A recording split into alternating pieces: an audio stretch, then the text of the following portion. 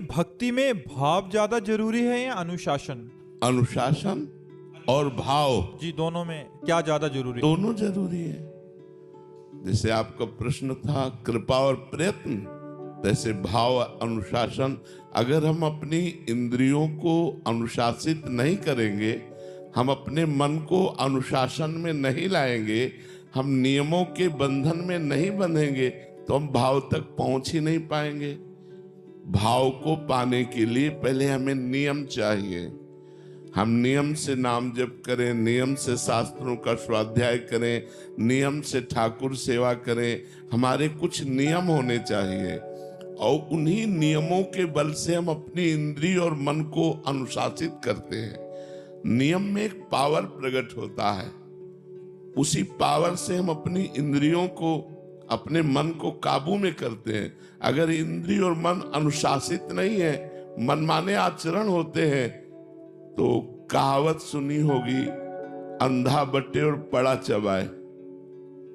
गांव की कहावत है, अंधा बटे और पड़ा चबाए।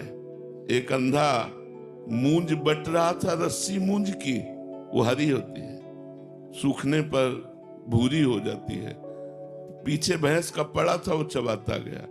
कई घंटे उसने बढ़ा, जब हाथ खींचा तो रस्सी कोई थी नहीं, केवल हाथ में थी, क्योंकि वो पड़ा चबा गया था। ऐसे ही यदि हम मनमानी आचरण करें तो काम क्रोधादि रूपी पड़ा हमारी साधना रूपी उस बरे हुए रस्सी को चबा जाएंगे, जिस रस्सी से हम सबकी ममता बांधकर भगवान के चरणों में अर्पित करना चाहते हैं। सबकी ममता ताग बटोरी, मम पद मन बांध बरी डोरी।